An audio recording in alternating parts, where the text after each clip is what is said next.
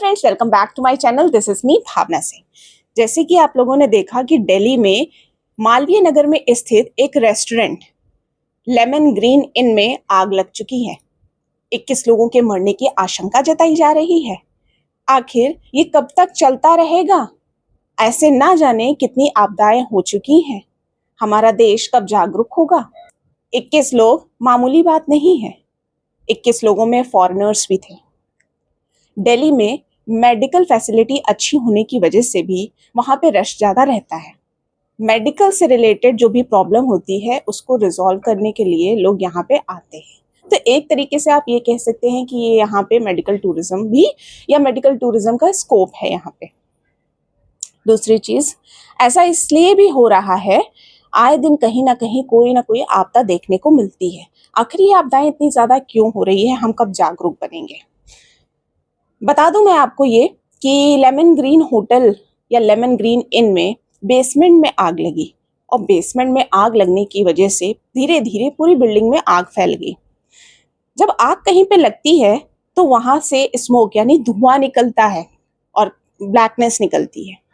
तो जैसे ही धुआं निकलता है तो आपने ये कहीं ना कहीं फील किया होगा, जैसे ही धुआं आता है तो खांसी आ जाएगी कि इंस्टेंट रिएक्शन होता है, खांसी आ गई, स्नीजिंग हो गई, कफिंग हो गई, तो किसी किसी को जुकाम भी हो जाता है।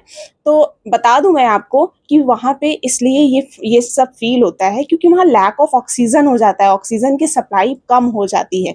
जैसे कोविड के टाइम पे ऑक्सीजन लेवल जब लोगों का डाउन हो रहा था तो ऑक्सीजन सिलेंडर की सप्लाई करी जा रही थी जिससे लोगों का ऑक्सीजन लेवल मेंटेन किया जाए।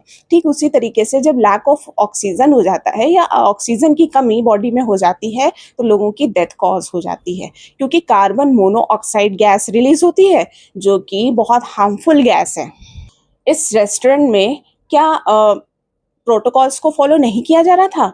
गाइडलाइंस को फॉलो नहीं किया जा रहा था? रेगुलर इंस्पेक्शन नहीं हो रहे थे? फायर एक्सटिंग्विशर्स नहीं लगाए गए थे? फायर अलार्म नहीं था? ये सारा इन्वेस्टिगेशन में देखा जाएगा।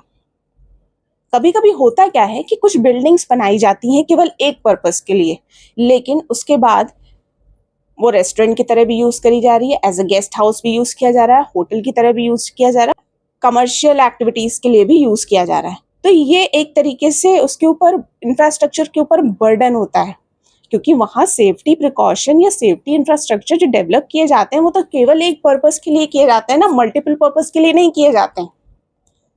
दूसरा एक प्रॉब्लम ये भी देखने को मिलती है कि हम कहीं भी जाते हैं तो वहाँ पे मल्टीपल एंट्री पॉइंट्स तो होते हैं। गेट नंबर 2 से एंट्री है, गेट नंबर 3 से एंट्री है, मैक्सिमम देखने को मिलता है 4, गेट नंबर 4 और गेट नंबर 5 से आप एंट्री कर सकते हैं। लेकिन एग्जिट पॉइंट जो होते हैं वो लिमिटेड होते हैं।